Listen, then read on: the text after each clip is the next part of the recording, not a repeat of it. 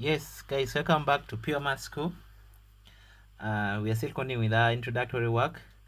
We have already handled the following: the number line, inequalities, basic algebraic manipulation in our previous 6 videos. And now today we're going to look at surds. And let's spark it straight away. Let's consider this.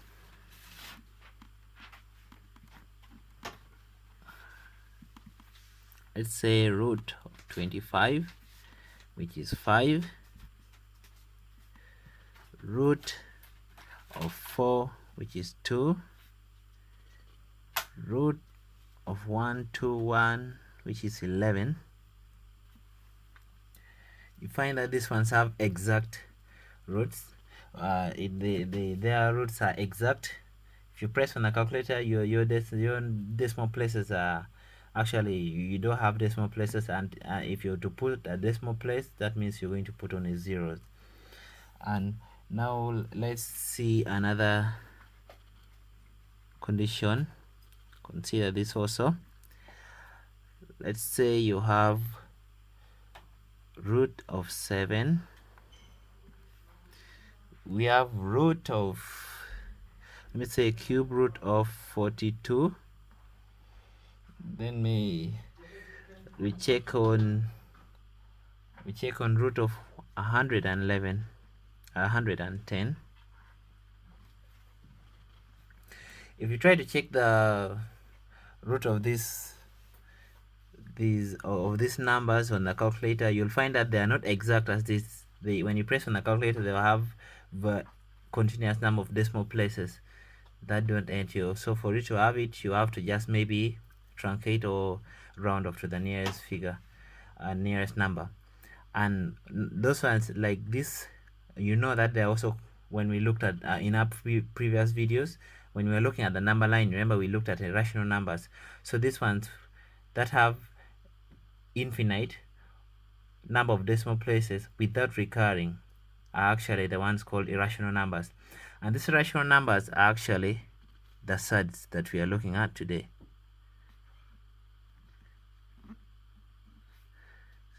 Rational numbers,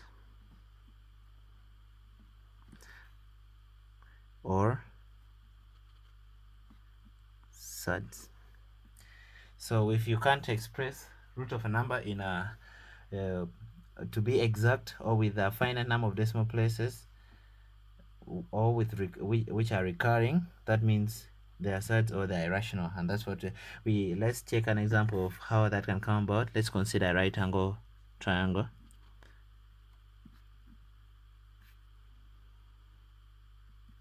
Let me say that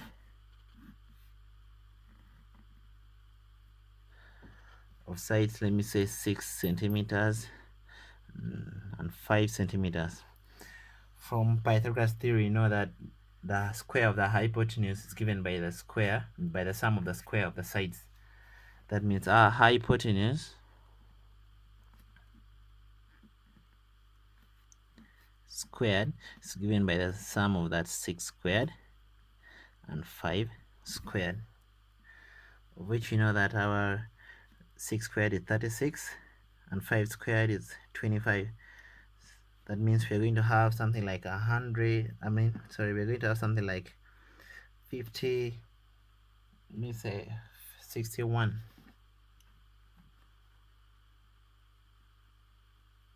centimeters. That means now our hypotenuse will be taking the square of that. That's root of 61, which becomes, if you try to express it as a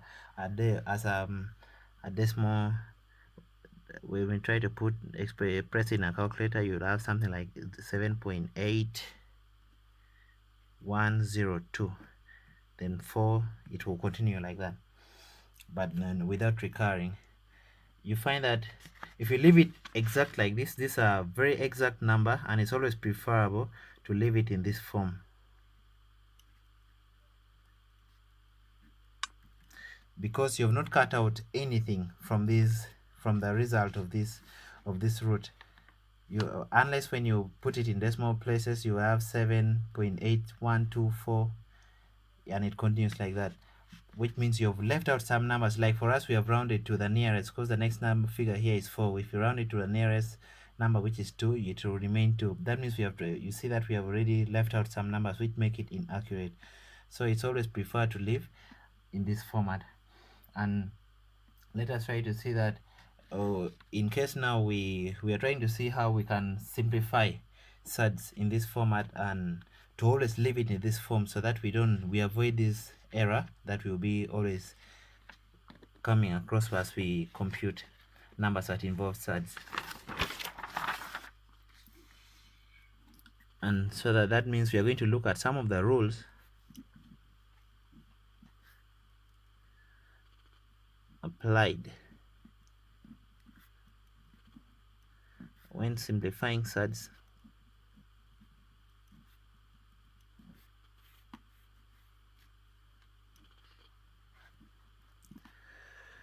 The first one we can look at is, let me say, multiplication. If you have root of a number multiplying root of another number, the rule is multiplying those two numbers together and you get the root. And also the second one, if you're dividing root of a number by root of another number, it can be simplified as getting the root of the quotient of those two numbers. You divide, you put that a over b, then you get the root of the whole of that fraction. The third one is one which involves a plus and a minus. If you're adding them, you have, let me say, you have a root b plus or minus a root c. This will be given as, we can see that our a is common. Let's just put it out. It's the same as saying that a into bracket root of b plus or minus root of c. Those are the three rules that will help us here when we are dealing with the Surds. And I think we should look at another format here. Let me say we have these two. Let me say we have a root of b plus or minus c root of b. Here we're just going to put a plus c or minus c, then you factorize out the root of b. That's what can help us when we are simple. I think those are enough to help us when we are going to face numbers that involve Surds and we would like to simplify. Now, and we are going to take a note for this case of plus or minus. Remember that root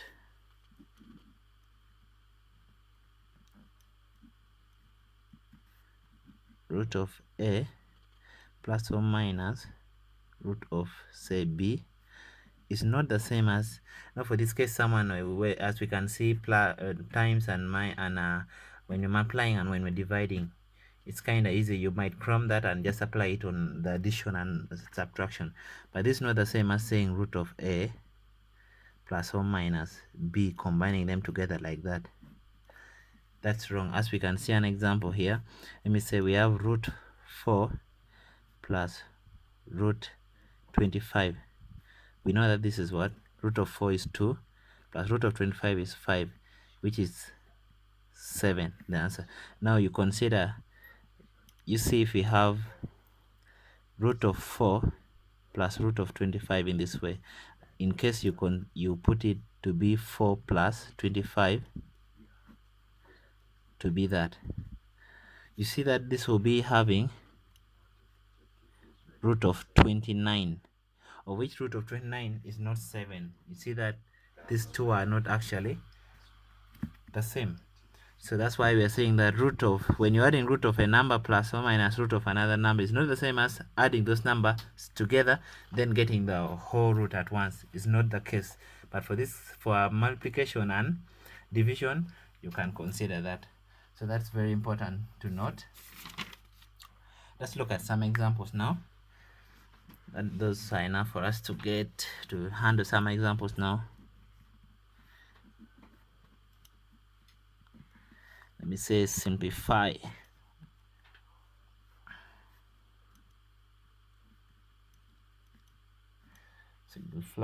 Simplify each of the following and ensure that they're equal.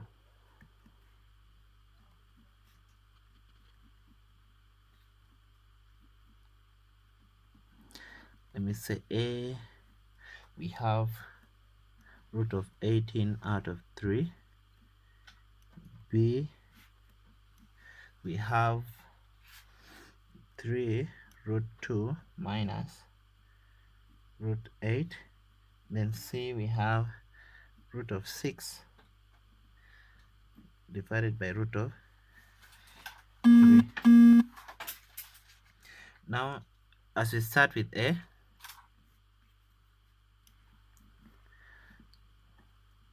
we're going to see the root of 18 out of 3. Now, how further can we see 8 and 18? We see that 18 can be 9 times 2 or can be 6 times 3. Those are different ways we can split 18, but it's good to always split it in a way that we can get root of 1. Let me say, if you say 9 and let me say root 18 is the same as root of 9 times 2. At least we can get the root of 9, which can simplify, make our work easier. Divided by 3.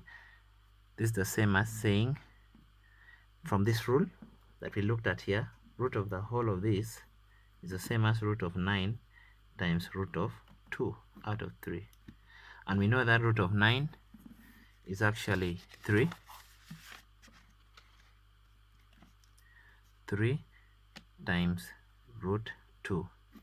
And here dividing by 3, which we had before. And you know that 3 will cancel out, and we finally remain with only root 2. So actually all of root of 18 divided by 3 is just root 2. That's how we can simplify that. Let's check on the next one. Let me say our B, it was 3 root 2 minus root 8. Now we see that we realize that this one we can't split 2. It's only 1 times 2, which cannot be, don't have any. The first multiple of 2 is actually 2. So that means we are going to have that remaining the same, 3 root 2. Then minus root 8. We can have it, it has a 2 times 4, which gives us 8. That means we can actually split our 8 as 2 times 4 to give us 8. That one together. So we have 3 root 2 minus, we split this from the rule we looked at, root of A times root of B. It's the same as root of A times B together like that. So that means we actually can split this. We have root 2 times root 4. So that we have here 3 root 2 minus root 2 times 2. We have root of 4 is 2. That's why I'm replacing 2 there. So we have root 2 common here. That means we're going to have 3 minus the 2 here. We pull out root 2. What does it imply? 3 minus 2 is 1. So 1 times root 2 remains root 2. So that 3 root 2 minus root 8 will give us that. Let us check on our third example, which you'll see. That's root of 6 out of root of 3, which is given by our root of 6 can further be expanded into 3 times 2. That gives us 6. That means we have root of 3 times 2 out of root 3. The first multiple of 3 is 3, so we cannot expand that. So we can split that from the same rule, which is root 3 times root 2 out of root 3, root 3 will cancel out, remaining root 2 here, so that we have root 6 out of root 3 reduced to only root 2. That's it. Now I want us to take a note. In case our surds involve fractions, we will meet those cases when our surds are fractions. That means actually we will be having the surd as a denominator of a fraction. Let me say it can be in the form of something, let me say like a out of b, or actually we can have it as the denominator is actually a combination of surds, let me say in form of addition and subtraction. For such cases we will need to rationalize. Rationalizing would simply mean eliminating surds from the denominator. Actually it would mean the irrational form at the denominator will have to be made rational by removing the surd from down, and we're going to look at how we can do that in a few examples, and we're going to show you the rules we can use. Surds that have fractions, surds that involve fractions require rationalizing, which is the same as eliminating the surds from the denominator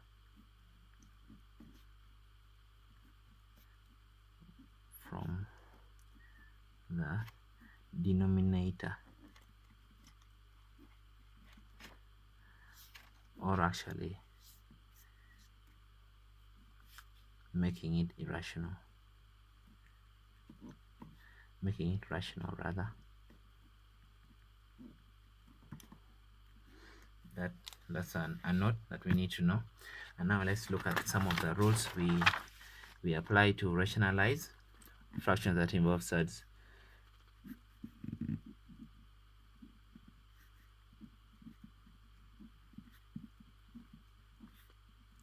Surds. So the first one is, let me say we have the form of, let me say a number, let me say 1 out of root of a. To rationalize this, we have the surds in the denominator. We simply rationalize by multiplying the numerator and the denominator by what we have on the denominator. That means we would multiply that 1 times root a out of root a, we multiply by root a also, so that this can cancel, and it's like we have not done any change to the fraction. So when we do like that, we are going to have root a on top out of that, and we know that if you're multiplying root of the same number, it's actually that number. From this, let me give you an example. We have here root 2 times root 2. From the rule we looked at, is the same as root of 2 times 2, which is the same as root of 4, and you know root of 4 is 2.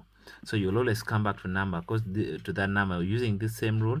That means here is a times a, which becomes a squared, and you know that root will now remove that square. The root of a squared is actually a, so we're going to always have that. So we have root a out of a from that explanation that I gave. That's the first rule. Second rule, if we have the denominator which is having addition or subtraction, let me say we have b plus or minus, okay, let me start, this might confuse, let me start with a plus only, plus of root a.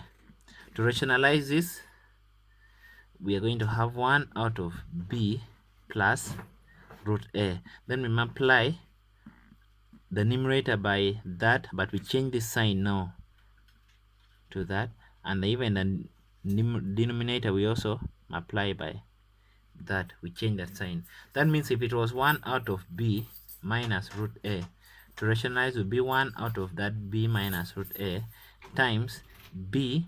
Now changing this, since the minus, we're going to change to a plus out of b plus that. That's how you might ask why we are changing the sign. It's just a rule. Remember, when something is a rule, there's no way you can explain. It's just supposed to be like that since it's a rule. And let us now look at some examples. Okay, We can go ahead and maybe rationalize. Let me say the first one before we look at an example. Let me say 1 out of b plus root a. To rationalize is going to be 1 times b. We change that sign plus to be a minus now.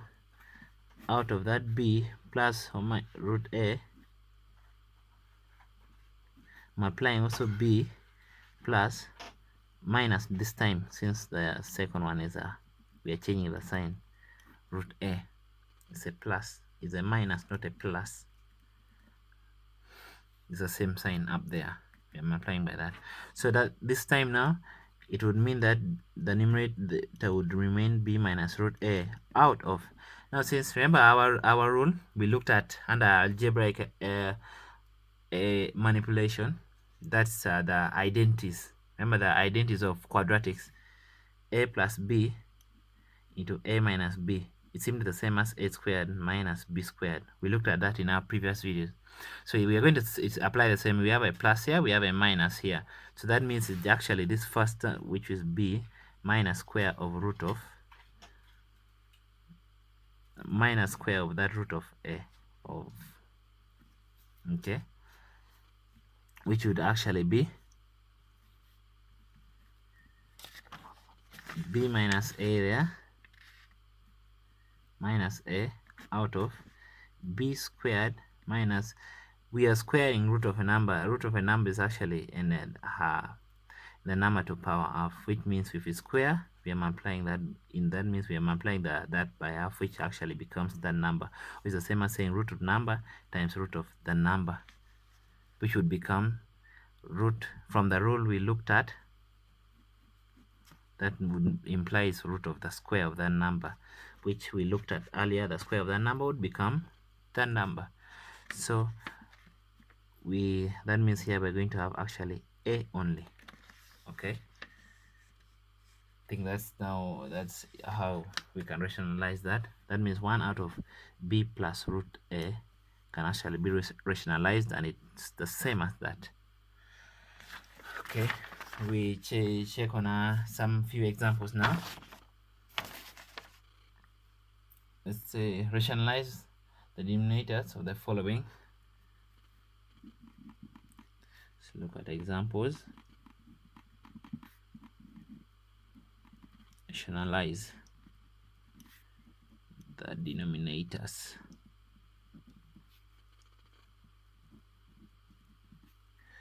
So now let us say a is 1 out of root 2. We looked at that, it's the same as 1 out of root 2. We multiply by root 2. That's the first rule we looked at for rationalizing out of root 2. So that means we would have root 2 up. Then this, from the rule we looked at, we are going to remain with only 2. With up from our previous explanation, and 1 out of root 2 is simply the same as root 2 out of 2.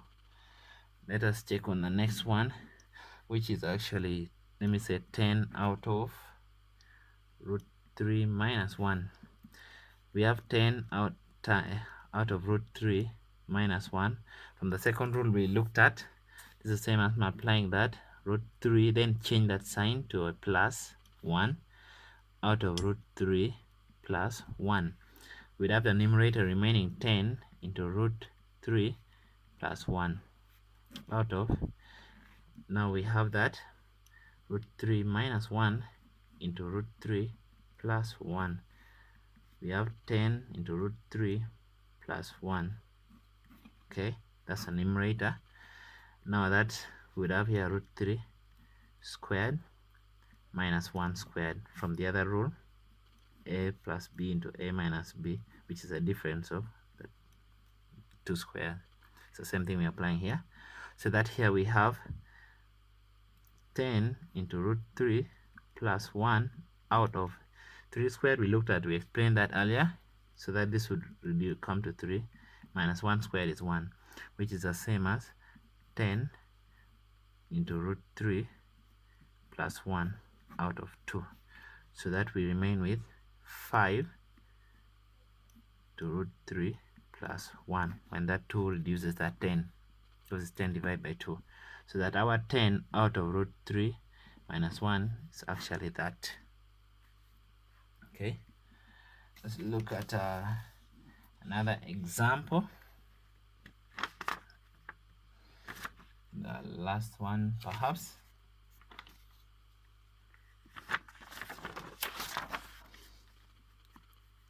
Say C.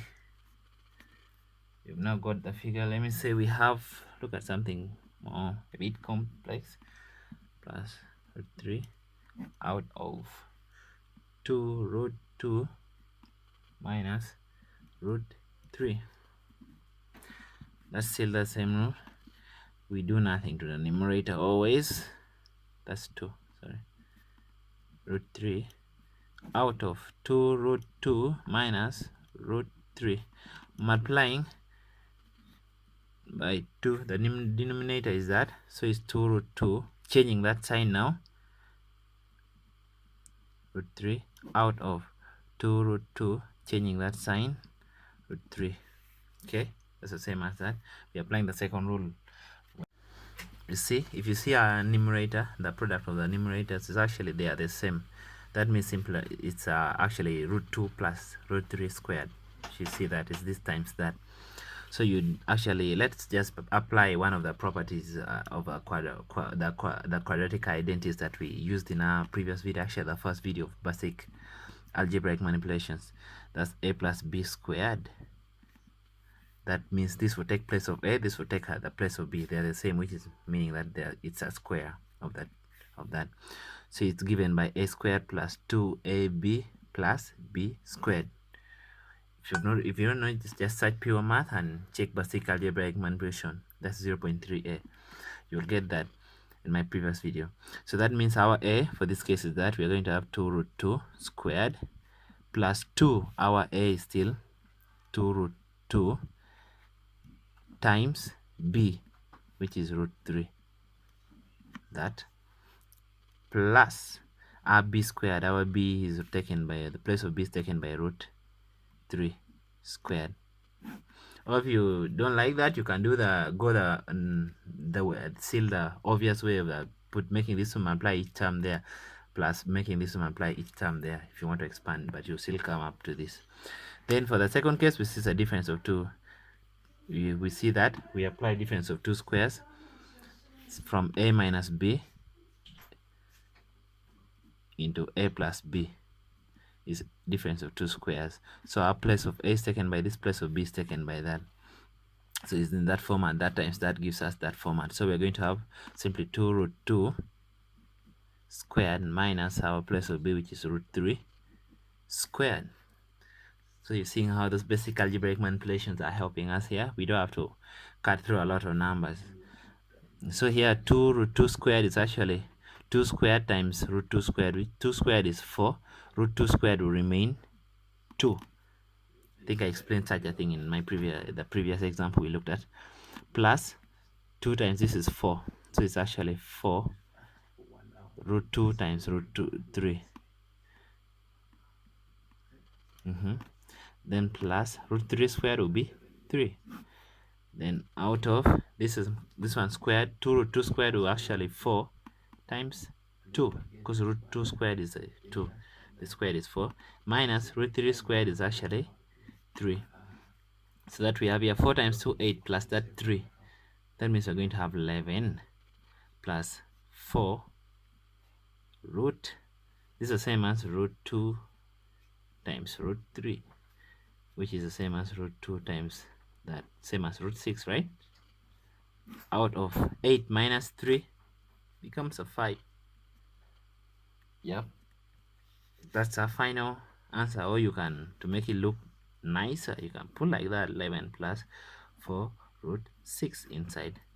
Therefore our 2 root 2 plus root 3 out of 2 root 2 minus root 3 is given by that when you rationalize. Thank you for coming to my channel, and please follow more videos, and please don't forget to like, subscribe, share, and even comment.